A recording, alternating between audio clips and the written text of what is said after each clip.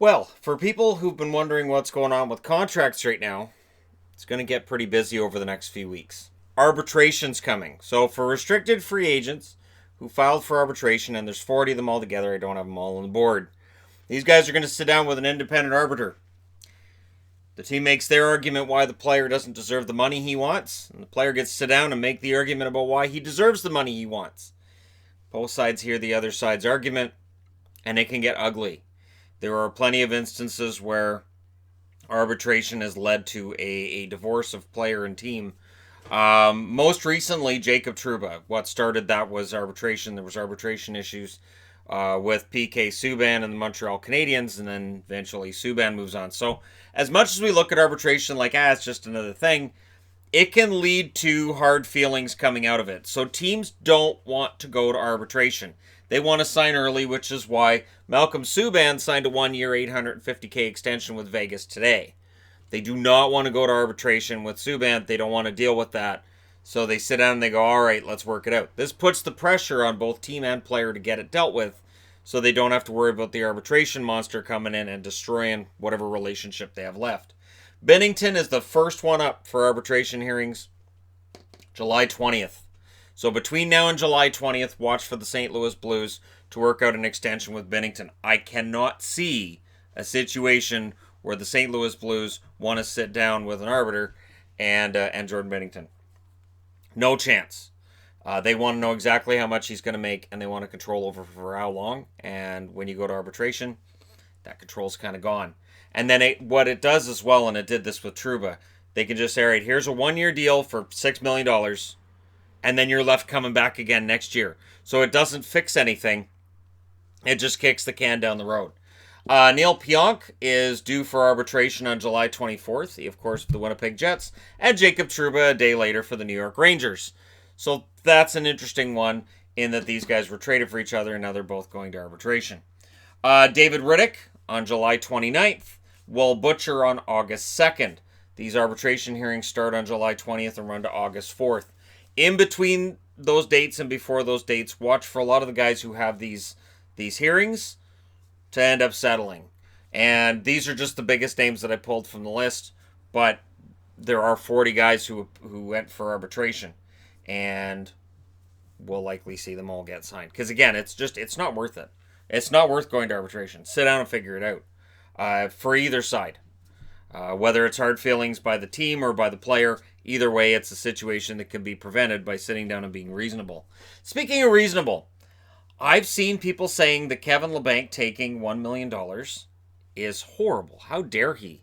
How dare he? It is so strange. We've become so accustomed to players being greedy and asking for $5, $6, $7 million after a really good year, that when a guy goes, you know what, I'll just take $1 million and I'll take less money, people get mad. But we've seen players take less money. Stamkos left money on the table with Tampa.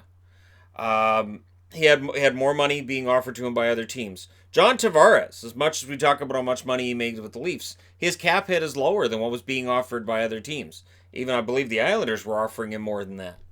Panarin did not take the number one deal that he was offered. So to me, it's another example of a player going, I can take the most money, or I can take less money. Now Labanc, it's way below what he would have made.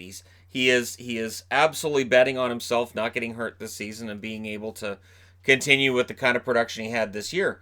But it's weird to me because he's doing this, he's giving back to the team, and I guess it's just such a foreign concept now that people go, this isn't fair, this isn't right. The player is making this decision and it's a 1-year contract. Now, if it was a 7-year contract and year one was $10 million and every other year was $50 and that dragged the cap hit down, then we'd have something to talk about. But I think it's great that Labanc took less money. And I think we're so not ready for a player to take less money. This does not affect any negotiations that any other player's having in the National Hockey League right now. There's no player that's going to be angry because this doesn't change market value. It is way below market value. Nobody in their right mind is going to look at that contract and go, well, if Labanc's getting $1 million, then your 30 goals are worth 2. Sorry, that's just how. There's nobody doing that. I saluted him in yesterday's video, and I'll say it again today. I think that's a great signing for him and for the Sharks. And we see players do this. This might be the most dramatic. And when you look at what Kevin Hayes signed for with the Flyers, and that's definitely an inflated number. Hayes, I wouldn't pay $7 million a year for Hayes. It makes this look like it's this something horror. How dare he? My team had to pay $6 million for a player, and he's making $1 million. Yeah, 6 Kevin LeBancs are a little better than 1 Tyler Myers. I will grant you that. And I think it's great that he didn't look out just for his own safety and well-being and his own financial stability. He said, you know what? I want the team to do well, and they can do well with me making this amount of money. So he'll be all right. He'll make it work. I understand taxes are kind of a bugger in California. And, when you look at the amount of money, the take-home money and all that, and then you look at escrow, yeah, he's going to making less than $1 million, but he'll get rewarded later. I also wanted to mention restricted free agent talk has really quieted down the last couple of days. So after Carolina officially matched, there were those, including myself, who thought, is there another offer sheet coming? Maybe Montreal's waiting and they're going to give it a shot. Or maybe everybody's waiting to see what's going to happen. If you really want to put pressure on a team with an offer sheet, don't do it during the summer when they could be 10% above the cap. Do it later on. Do it when we're getting towards the regular season and they can't be 10% above the cap, and then you slap that offer sheet down.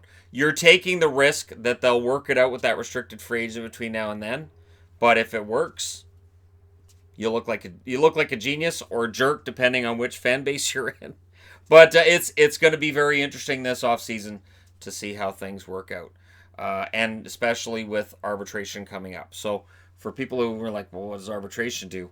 It often causes a lot more problems, and so we'll see a lot of these guys getting signed. So let me know what you guys think in the comment section below. As always, don't forget to hit like and subscribe if you're browsing your way through.